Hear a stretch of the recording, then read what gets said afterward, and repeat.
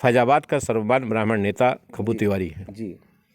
ब्राह्मणों की सारी आस्था जो अपने को नेता समझते हैं उनको छोड़ करके आम ब्राह्मण का जो विश्वास है, आम ब्राह्मण की जो श्रद्धा है, नेता के रूप में जो मान्यता है, वो खब्बू तिवारी जी के सापेक्ष है।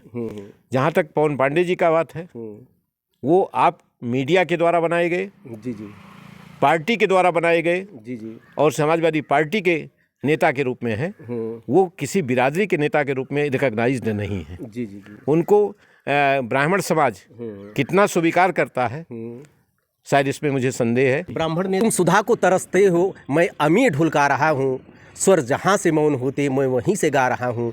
फ़र्क तुझ में और मुझ में सिर्फ इतना है बटोही कि तुम जहाँ से जा रहे हो मैं वहीं से आ रहा हूँ। हमारे साथ हैं इस समय अरविंद सेन यादव जी। शायद करियर की आप पराकाष्ठा पर पहुंचने के बाद आप राजनीति में कदम रखे हैं। न कंप्लीट राजनीतिज्ञ हो पा रहे हैं, न कंप्लीट कह सकते हैं एडमिनिस्ट्रेटर हो पा रहे हैं, लेकिन चूंकि आपका मूल ऐसा है, होता नहीं कि अपने मूल को कैसे छोड़ पाओगे आप, ये आपके सामने समस्या है। लेकिन एक विश्लेषक की भूमिका में हैं और राजनीतिज्ञ की भूमिका में भी हैं। हमारे साथ में इस समय वायरल चल रहे हैं। हमारे मीडिया के मित्र बहुत लोग घेरे थे, लेकिन थोड़ा सा वक्त हमको मिला, खाली 5-6 मिनट में अपनी बात हम खत्म करेंगे। सर, अयोध्या दर्पण में स्वागत है आपका। बहुत बहुत धन्यवाद आपको भी, आपके दर्शकों को भी। जी जी, अब तो पिक्चर क्लियर हो गई। अब तो ये भी नहीं कह सकते हैं कि कुछ शेष बचा है। चुनाव नज़दीक है, सारी पार्टियों ने अपने उम्मीदवार घोषित कर दिए गए। आपके यहाँ भी जमा चौकड़ी चल रही इस समय, धमा चौकड़ी। क्या कहेंगे, किस तरफ जा रहा चुनाव? देखिए, मिल्कीपुर का चुनाव मैंने आपसे पहले भी बताया था जी कि ये चुनाव एक स्पेशल चुनाव है जी, और उसके पीछे कारण है, 2 कारण है। एक तो अयोध्या सीट का हारना लोकसभा में, और इस सीट को माननीय मुख्यमंत्री जी द्वारा तवज्जो देना, जिसके चलते ये बड़ा इम्पोर्टेंट हो गया है मिल्कीपुर का उपचुनाव। अगर मिल्कीपुर का उपचुनाव भाजपा हारती है तो इसका मैसेज पूरे भारत में, पूरे विश्व में जाएगा। लिहाजा इसको हर तरह से और हर पैतरे से सत्ता पक्ष इसको जीतने का सार्थक प्रयास करेगा। जी। सेन परिवार की क्या भूमिका होगी?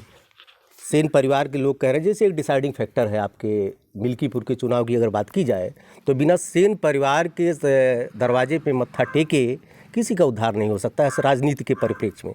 आपकी क्या भूमिका होने जा रही है? देखिए, मैं तो न्यूट्रल हूँ जी, बाकी कोई जाके प्रचार करे परिवार का अंग मुझे उसमें कोई गुरेज नहीं है। राजनीति आपको नहीं छोड़ेगी? कैसे न्यूट्रल हैं आप? नहीं, मैं अपने लोगों से मिल करके बात करूँगा जी जी, और उस पर तय कर लूँगा। उनको सुन लूँगा। वो लोग जिधर कहेंगे उधर हम उनको सजेस्ट कर देंगे। और अगर वो कहते हैं कि आप अपना मंतव्य दीजिए, अपना विचार दीजिए, तो मैं अपना विचार दूंगा उनको। मतलब फ्रंट पे आप नहीं आने वाले? नहीं, हम किसी के साथ ना प्रचार करने जा रहे हैं ना फ्रंट में आ रहे हैं। जी जी जी। ब्राह्मण और यादव जी, आपके यहाँ के आज से नहीं, आदि से एक डिसाइडिंग फैक्टर रहा है। तो। और इस समय दोनों कटिंग पतंग हैं जी आपके मिल्कीपुर में, चाहे यादव की बात की जाए चाहे ब्राह्मण की बात की जाए। ब्राह्मण तो कटी पतंग है ही, यादव भी भ्रमित है, कंफ्यूज्ड है एकदम कह सकते हैं। जी। तो और सेन परिवार की ये कहता है भैया सेन परिवार जिधर कहेगा उधर हम जाएंगे, और सेन परिवार आपस में ही उसमें कोई मतलब मुखर होकर सामने नहीं आ पा रहा है। अभी एक छोटे भैया अभी आए भी, वो भी 3-4 महीने बाद आए। आप बीच बीच में बोलते रहे, और एक दिन उनका जो आता है वो मंच पर साझा भी किया उद्देश्य के साथ में उन्होंने। 2 दिन बाद आपकी फ़ोटो आ जाती है सूरज चौधरी के साथ में। तो इसको क्या माना जाए? देखिए, फोटो आना अलग चीज़ है जी, राजनीति में शिरकत और प्रकट रूप देना अलग चीज़ है। उनका प्रकट रूप है और उसको जनता जिस रूप में चाहे उस रूप में स्वीकार करे। जी जी।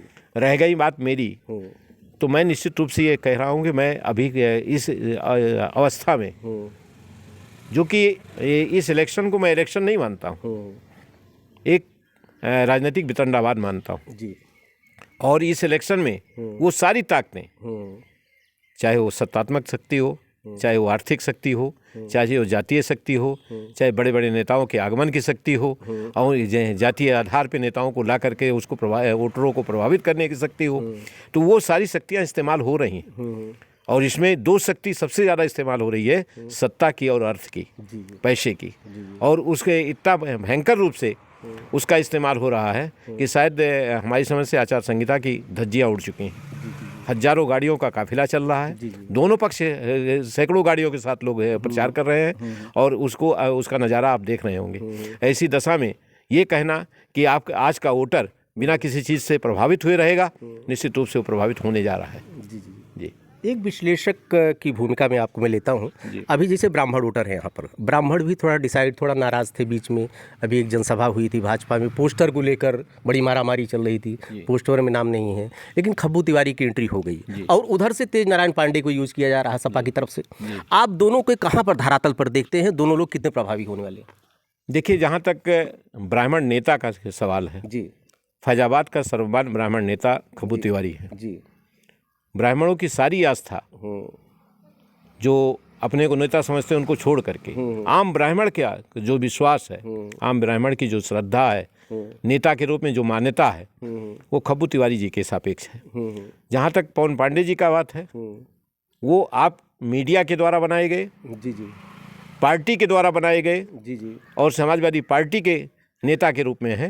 वो किसी बिरादरी के नेता के रूप में रिकॉग्नाइज्ड नहीं है। जी जी, जी, उनको ब्राह्मण समाज कितना स्वीकार करता है, शायद इसमें मुझे संदेह है कि वो उनकी स्वीकारता बहुत कम है। जी जी। तो ब्राह्मण नेता आप सर्वमान्य खब्बू तिवारी को मानते हैं? निश्चित रूप से जो मैंने जनता का वो देखा है, जी जी, जो ब्राह्मणों का लगाव देखा है जी जी, और जो उनके प्रति आस्था देखी है, जी, वो निश्चित रूप से खब्बू तिवारी के प्रति ज़्यादा लोगों की तल्लीनता है बनिस्बत पांडे जी की। जी।